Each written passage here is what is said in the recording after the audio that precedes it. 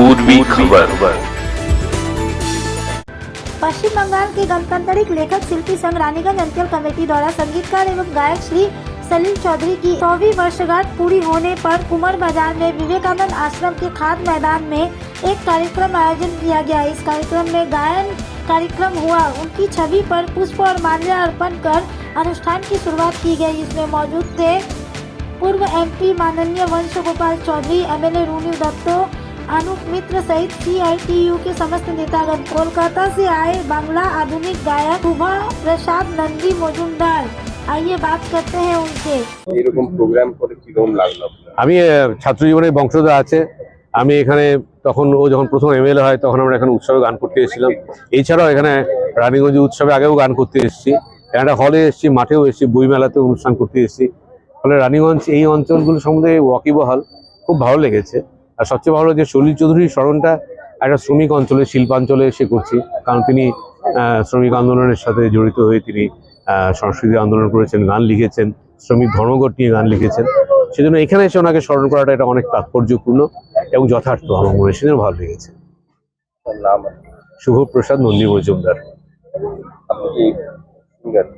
হ্যাঁ, আর না চাকরি করতাম, আর পেশাদারী শিল্পী নই। আমি গান গাই, রেডিও, টিভি, রেকর্ড, কিন্তু আমি চাকরি করতাম, বিশ্ববিদ্যালয়ে আধিকারিক ছিলাম, রিটায়ার করেছি। पश्चिम बंगाल गणतांत्रिक लेखक शिल्पी संघ रानीगंज अंचल कमेटी के अभिजीत खां ने हमें बताया कि প্রখ্যাত সঙ্গীত শিল্পী, লেখক, কবি সলিল চৌধুরীর এটা 100তম জন্মবার্ষিকী গত 19শে নভেম্বর শুরু হয়েছে।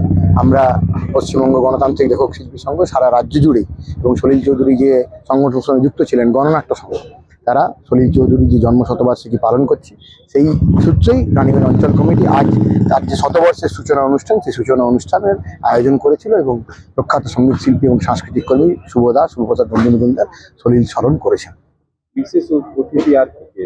বিশেষ অতিথি বলতে আমাদের প্রাক্তন বিধায়ক ছিলেন রুনু দত্ত, প্রাক্তন আমাদের রানী হাই স্কুলের প্রধান শিক্ষক দুলাল কর্মকার, আমাদের শিক্ষক বাসুদেব মণ্ডল চট্টোপাধ্যায়, বেশ কয়েকজন অধ্যাপক ছিলেন, আমাদের মাননীয় প্রাক্তন সাংসদ বংশগোপাল চৌধুরী ছিলেন, এবং সাধারণ কুমারবাজার সহ এই চারপাশের মানুষজন, যারা সংস্কৃতিপ্রেমী মানুষজন, সুবুদ্ধি সম্পন্ন মানুষজন, তারা সবাই উপস্থিত ছিলেন। 100 বছর সলিল চৌধুরীর এরকম একটা অনুষ্ঠান করে আপনি মানে আমাদের দর্শকদের বৃন্দজন কি জানাচ্ছেন?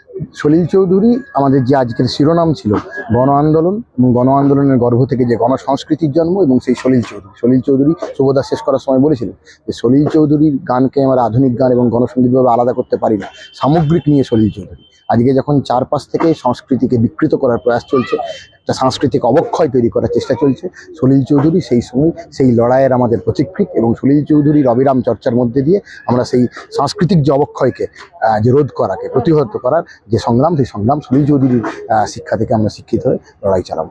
अब तक के लिए बस इतना ही। फिर मिलेंगे अगली खबर में। कैमरामैन सोनू के साथ राजेश बर्मन की रिपोर्ट, पूर्वी खबर रानीगंज। हमारे चैनल को लाइक, शेयर, सब्सक्राइब करना ना भूलें और बेल आइकन को दबाना ना भूलें और देखते रहें पूर्वी खबर। पूर्वी खबर, नजर सब पर।